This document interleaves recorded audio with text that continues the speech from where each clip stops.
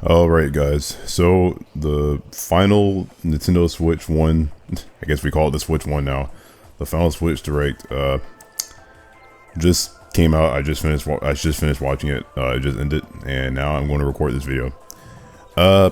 So honestly, I think that that Switch Direct honestly wasn't bad. It was interesting.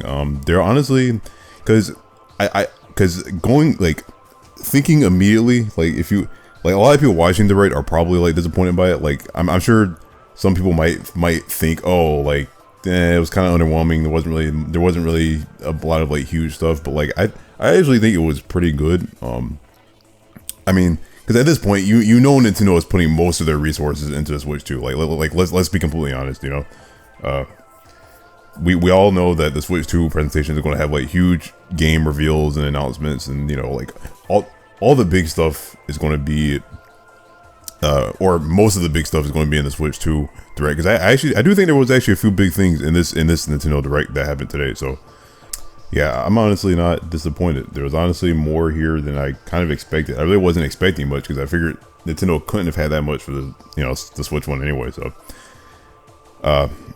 before I repeat myself too much, let me just start talking about what was actually announced in the Direct. I'm not going to be going over like every individual announcement, like but I'm just going to go by like the big stuff. I'll just go about like I'll just talk about the stuff that most people are probably going to be talking about from the Direct. Like, I'm not going to go into detail about like every single thing that was announced. So the Direct started off with another trailer for the Dragon Quest 1 and 2 HD remake, which is cool. I really do like the art style of like the like those RPG, like like Octopath Traveler and the Dragon Quest 3 remake, and I'm really into that art style of like the classic JRPG, but like the really highly detailed like pixel art with like the 3D graphics. I don't know. I'm really into the art style. So if I ever decide to get into the Dragon Quest series, I will definitely play these remakes. Is definitely what I'll play if I ever decide to really get into Dragon Quest. So yeah, that's cool. They did actually show some Metroid Prime 4 stuff, which I wasn't fully expecting. I was thinking that we might see more Metroid Prime 4 stuff, but I didn't think they would. I honestly was kind of thinking they might save it for the Switch 2 presentation, because a lot of people are assuming that Metroid Prime 4 is going to be like a Switch 1 and Switch 2 dual release. So I don't know, but yeah, I mean, Metroid Prime 4, it looks great. The Samus's new psychic abilities look cool. It looks great visually. I mean, yeah, it's Metroid Prime 4, right? And it looks good. And I'm glad they showed it off in this Direct to kind of solidify the fact that yeah, this game is still coming to the Switch. It's not just going to be on Switch. Just because the Switch 2 is coming out doesn't mean that it's not going to be on Switch. So Metroid Prime 4 is going to be a Switch game. I don't know if it's also going to come out on the Switch 2 as like a dual release, or if it's just going to be Switch exclusive. But I'm glad that Metroid Prime 4 is still coming to the Switch. It's cool. It's cool that it's not like just that it's still coming out on the system that it was originally intended to come out on, since Metroid Prime 4 was announced all the way back in freaking 2017 for the Switch. So the next, I think, big game they showed was like Pokemon Legends ZA, which I mean, sure, I mean, Pokemon Legends ZA, it's cool, but they already kind of showed it off at there was a Pokemon Presents presentation recently, and they already showed it off there. They showed a bit more about it here, but I mean, it's Pokemon Legends ZA. Like I don't really know what much to say about it, because I think they introduced like some like wild area thing where you can just like wild areas in the city where you can catch Pokemon. You can like you can fight trainers at night and like rank up, or they pretty much just like announced some new stuff about the game, which I guess is cool. I guess it's always good to have a reminder that that game exists, I guess. I mean, yeah. So yeah, they talked about that game for a bit. And the next one, which is actually a big one for me personally, is a new Rhythm Heaven game, Rhythm Heaven Groove, which I'm actually very surprised that it's taking this long to get a Rhythm Heaven game on the Switch. Like, sheesh, I really thought we would have gotten a Rhythm Heaven game on the Switch like years ago. Like, it's a very popular series. I imagine those games aren't like super hard to develop. Like, I don't know. I really thought we would have gotten a Rhythm Heaven game a long time ago. But hey, we're finally getting a Rhythm Heaven game on the Switch. It's called Rhythm Heaven Groove, and it looks great. I mean, it looks like Rhythm Heaven, and it looks fun.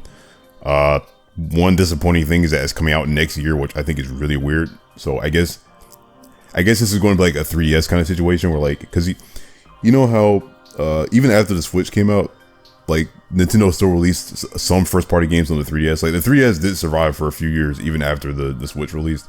So I think it's going to be the same way with Switch too, where like there are actually going to be some first party games that Nintendo releases on the Switch one, even after the Switch 2 comes out. Like probably like obviously nothing super big. It's probably going to be like smaller games, which I would consider Rhythm Heaven like a smaller game.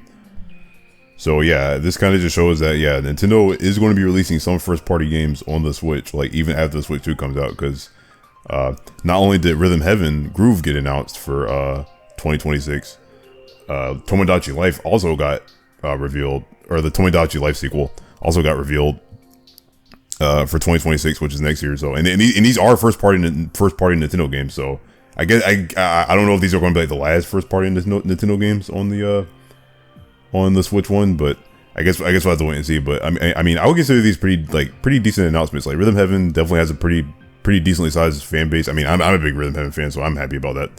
And Tomodachi Life, I've never played Tomodachi Life on the 3DS, but I know that game has a pretty like decent like cult following. Like I know there's a lot of people who really like who really enjoyed Tomodachi Life on the 3DS. So I don't know, maybe I'll try this new one out and see what all the hype is about. But yeah, it's, like I said, it's definitely interesting that Nintendo is still releasing some games even next year on the Switch one, even after the Switch 2 comes out. But it does make sense because you know the Switch 1 is so successful. So like I kind of figured that Nintendo would continue to support the Switch 1 for a bit longer, even after the Switch 2. You know, even after the Switch 2 is on the market, like Nintendo's not going to completely abandon the Switch 1. Like we're still going to we'll still see some games here and there on the Switch 1 even after the Switch 2 comes out. But yeah, beyond that, there was a lot of like cooler like niche stuff, like the Raidou remastered game, like the Devil Summoner game, the AI Somnium Files, like the Patapon. The Patapon announcement is kind of interesting because I thought Patapon was like a PlayStation exclusive series, so I was a bit surprised they announced Patapon 1 and 2 coming to Switch. But I mean that's cool. It was like Rift of the Necro Dancer, that rhythm game, the Marvel Cosmic Invasion game, which is like a sprite beat 'em up game. I mean, yeah, there's a lot of like cooler niche, smaller stuff, you know, like in there as there usually is when Nintendo directs. But yeah, I mean overall, I'd really say this direct really wasn't bad overall. Oh, actually, I should talk about there was two things announced in this direct that I find very interesting. First off, there was the virtual game card thing they announced, which is really interesting. You can like, because you know obviously normally with like your game cartridges, you can just like, you know, freely switch them out between consoles.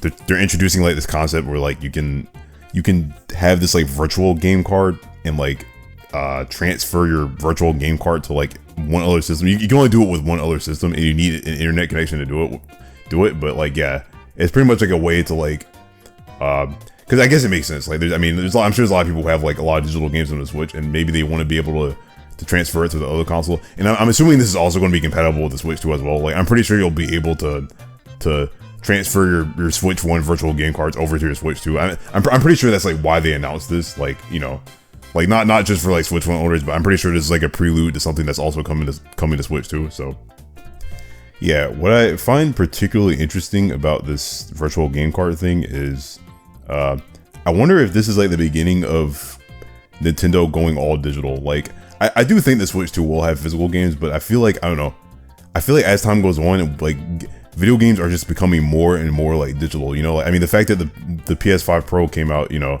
recently, and the PS5 Pro only had like a digital model. Like there was no physical model for a PS5 Pro. Like there was only a digital version.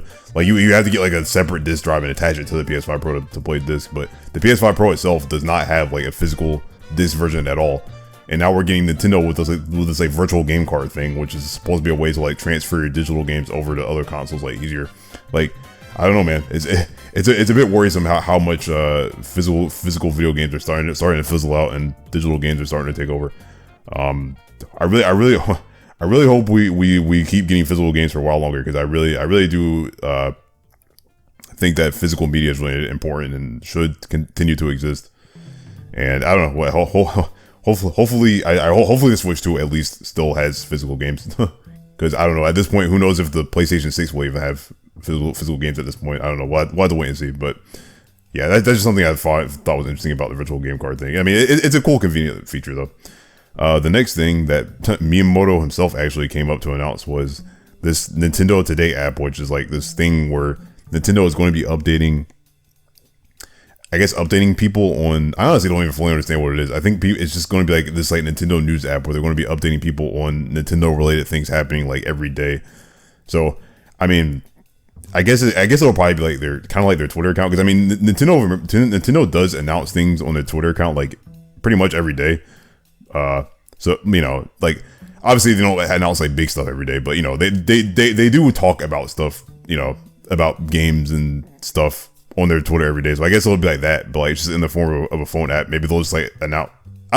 Honestly, I don't fully understand how that Nintendo Today thing is going to work, but it's definitely a cool idea to have like an app you can check on your phone, just, you know, just to see like the latest Nintendo news and, you know, and happenings and stuff. And it's going to get updated every single day, which is, I think, is kind of interesting. Like, I think it's pretty interesting that they're going to have an app like and just have news updates every single day. Like, I feel like I'll be surprised if they don't like run out of stuff to like talk about. I don't know. I guess there's always stuff to like talk about and always more news to update people on and stuff. But I don't know. I'm kind of just rambling at this point. But it's definitely an interesting app. I definitely will be downloading it, and I definitely will be, you know, checking my phone every day to see what Nintendo has to post on that Nintendo Today app. I guess it's like an alternate form of keeping Nintendo fans updated besides just Nintendo Directs, because Nintendo Directs is like, because obviously they do have their Twitter account, which, you know, is cool, but Nintendo Directs is like the main primary source of how we get like the big Nintendo news, you know, like that's pretty much what the Directs are for. So I guess having this app is kind of like a nice side, you know, alternate way of having, you know, getting updated on Nintendo news, and also on a more consistent basis, because, you know, Nintendo Directs only happen like at least the normal big Directs like only happen like a few times a year, you know, and Nintendo Directs aren't like super common. So I guess having this Nintendo Today app is a good way to have like a more consistent flow of like Nintendo content and Nintendo news. So it's definitely a cool idea. Anyway, I don't want this video to be super long, so the last thing I'll talk about is the video I made like just last night. I made a video just last night talking about how I thought for sure that they were going to announce Wind Waker HD and Twilight Princess HD on the Switch today. I really thought it was going to happen. Unfortunately, that video is now completely irrelevant now, but I'm not going to delete it. I'll keep the video up just to preserve history, I guess. But yeah, no Wind Waker HD and no Twilight Princess HD. I guess at this point it's just going to come later on the Switch, or it's just going to come on the Switch too. I don't think they're going to keep those games on the Wii U forever. There's no way they're keeping those games on the Wii U forever. But yeah, we'll just have to wait for Switch 2, I guess, for for Wind Waker HD and Twilight Princess HD, because I really thought that was going to happen today. But I just thought it would have made a lot of sense, because those Wind Waker HD, Twilight Princess HD are like the last big Wii U games to not be on the Switch. So I don't know. It makes sense to me, but yeah, it is what it is. Like, I'm definitely not going to lose sleep over it or anything. Overall, though, I honestly think this Nintendo Direct was perfectly fine. I'm sure some people are going to be disappointed by it, because for some reason, whenever Nintendo Direct comes around, everyone just always expects like huge announcements, like back to back to back. Everyone always expects like every Nintendo Direct to be like the craziest thing ever.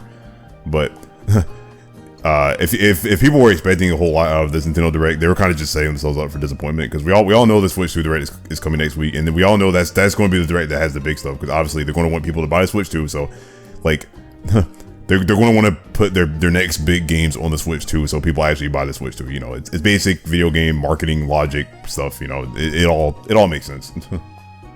But this was a nice final swan song Nintendo Direct for the Switch 1. Assuming it's the final Direct for the Switch 1. Like, I think it would be really weird if they still had Switch 1 Directs even after the Switch 2 came out, but who knows? Nintendo does weird things all the time, so who knows what they're going to do. But for this Direct, there was new game announcements from first parties and third parties. So I think as long as the Nintendo Direct has new announcements from both first party and third parties, then as far as I'm concerned, the Nintendo Direct is a success. And there was new game announcements from both Nintendo and third parties in this Direct. So yeah, I think that's pretty much all I have to say. Yeah, I feel like if I rambled on at this point, I would just probably be repeating myself. So yeah, that's pretty much all I really have to say about this Direct. I'll definitely be tuning in to the Switch 2 Direct when that comes out, you know, next week, and I'm definitely going to be talking about that. So I might even make some videos throughout the week before the Switch 2 presentation, because I don't know, it's going to be exciting. Like we're in exciting times. Like I don't know, like new console reveals, new consoles are always like super exciting. Like, you know, like Like I feel like I don't know. It's always just a special time in like the gaming sphere whenever a new console is on the horizon. So yeah, I might make some videos like throughout the week just talking about Switch 2 and how it'll turn out and stuff. I don't know. We'll see what happens. I'm still figuring things out right now with what I want to do with this channel. But yeah, thanks for watching. And yeah, that's really all I have to say. So yeah, thanks for watching, and I'll see you guys in whatever my next video is. So thank you for watching, and have a good day. Peace out.